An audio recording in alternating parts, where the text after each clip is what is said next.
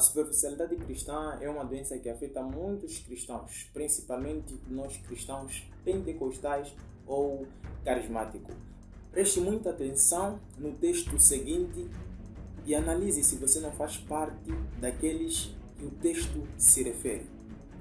Semelhantemente, estes são os semeados em solo rochoso, os quais, ouvindo a palavra, logo a recebem com alegria, mas eles não têm raiz em si mesmos, sendo antes de pouca duração, e lhe chegando a angústia ou a perseguição por causa da palavra, logo se escandaliza.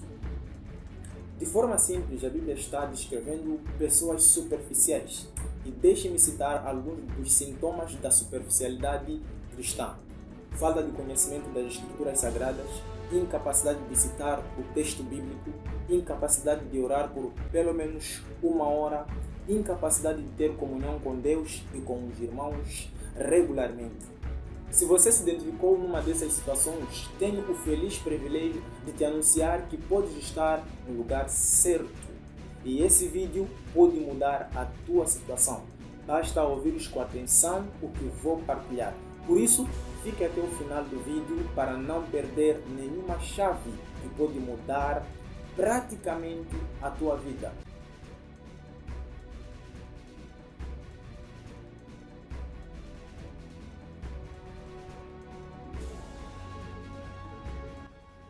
Sejam todos bem-vindos a mais um vídeo no canal Bíblia Aplicada. Este canal que foi criado para te munir de ferramentas, te equipar de ferramentas necessárias para poder interpretar o texto bíblico, tornar a interpretação do texto bíblico mais fácil e assim poder aplicar na sua vida dia após dia.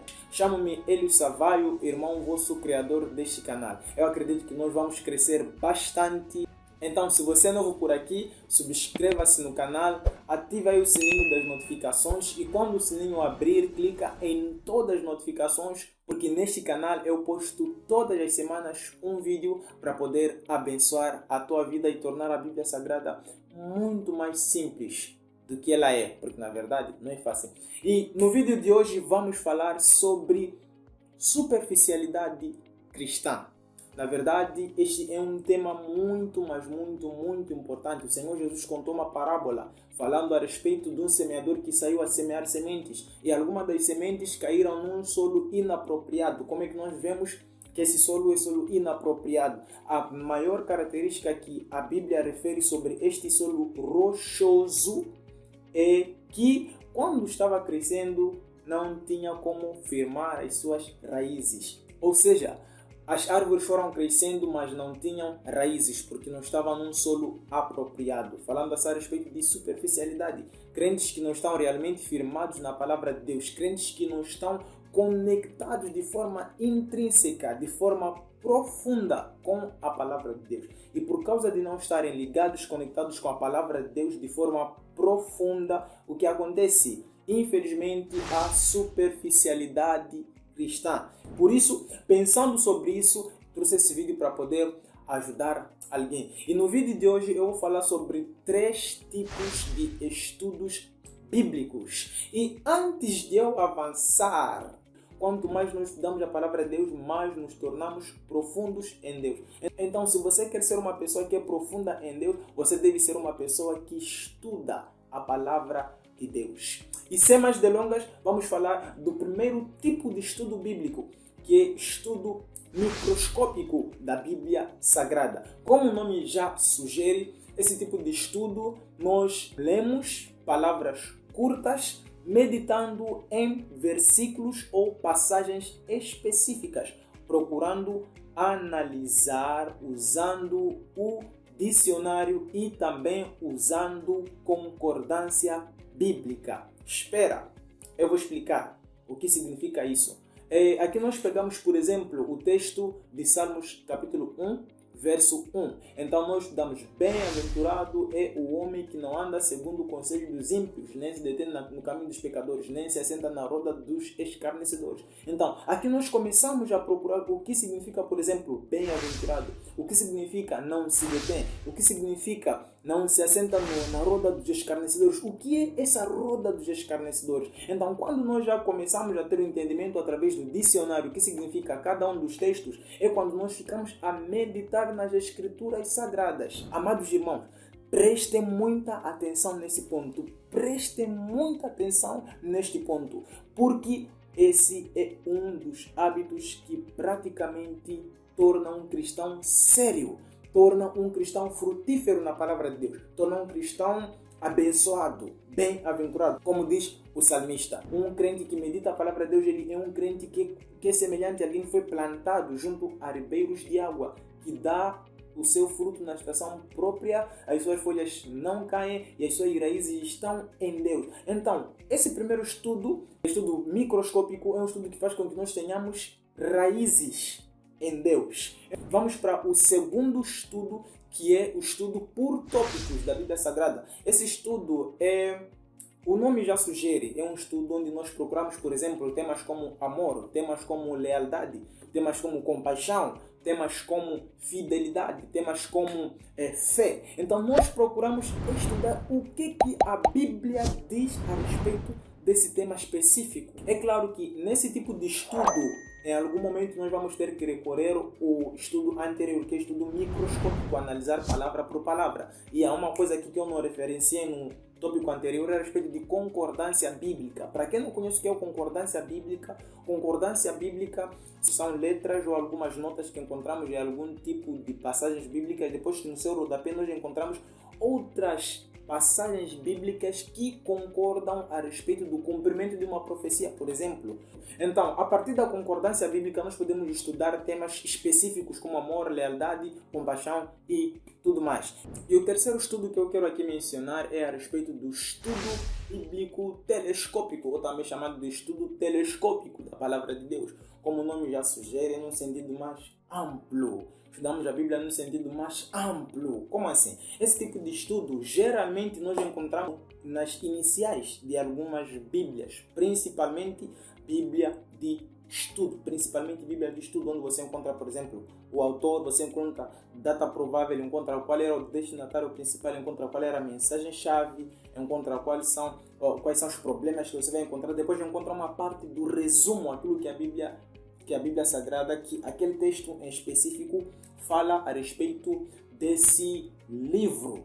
Então, estes são os 3 estudos bíblicos que eu estava aqui mencionando.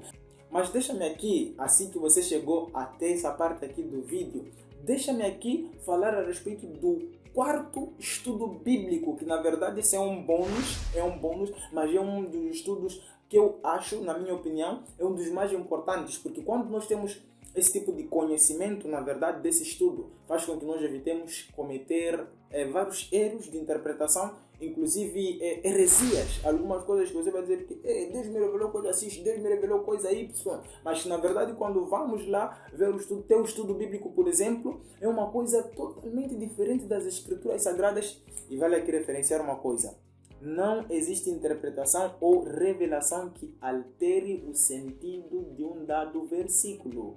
Por isso eu quero partilhar esse 4º ponto, que é para te abençoar e te encher mais de conhecimento para você poder interpretar a Bíblia de forma ainda mais clara.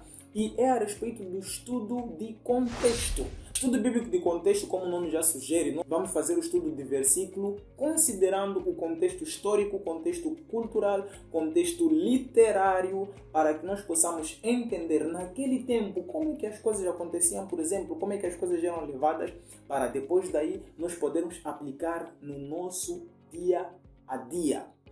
Porque só assim, conhecendo como é que eram as coisas naquele tempo, nós podemos interpretar a Bíblia Sagrada nos nossos dias.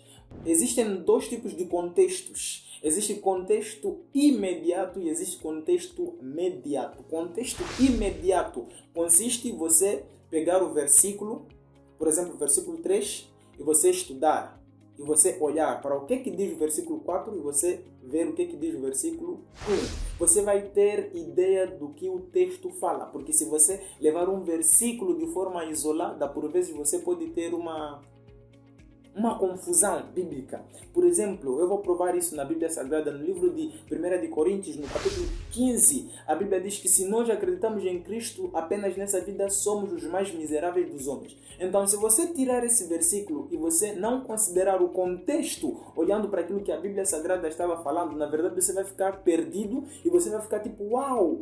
Se nós cremos em Senhor Jesus Cristo, nessa vida somos os mais miseráveis dos homens. Tá vendo? Então, aí você pode ter uma confusão e fazer uma má interpretação e, consequentemente, uma má aplicação do texto bíblico. Depois existe o contexto mediato. O contexto mediato, nós vamos viajar para lá, conhecemos o contexto cultural, como era a vida naquele tempo, como é que se fazia as coisas naquele tempo, por exemplo, no Império Babilônico, como é que a Babilônia funcionava naquele tempo, quais eram os principais alimentos, como é que eram preparados os alimentos. Isso é importante, por exemplo, para saber por que Daniel negou alimento. Daniel, Sadraque, Mesaque e Abednego negaram aqueles alimentos quando disseram que nós vamos vos dar tais alimentos. Eles negaram aqueles alimentos porque eram alimentos que eram sacrificados para ídolos. Então, por serem alimentos que foram sacrificados para ídolos, eles disseram, nós não vamos comer esse alimento. Mas o texto bíblico não fala. Mas nós temos que fazer uma visita histórica. Quando nós fazemos essa visita histórica, nós percebemos que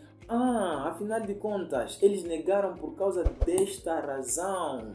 Então nós temos que mudar, ou temos que também não comer alimentos sacrificados por ídolos, ou considerar qual era aquele ambiente e assim aplicarmos no nosso meio. Realmente não comer alimentos sacrificados para ídolos. Para você que chegou até este ponto, o quarto ponto, eu quero que você coloque aí um asterisco 4. Só para saber que você viu esse último estudo, que é estudo bíblico de contexto. Então, amado irmão, eu espero que esse vídeo tenha te ajudado e lembre-se, quando nós temos bons hábitos, esses bons hábitos vão nos levar para vitórias constantes.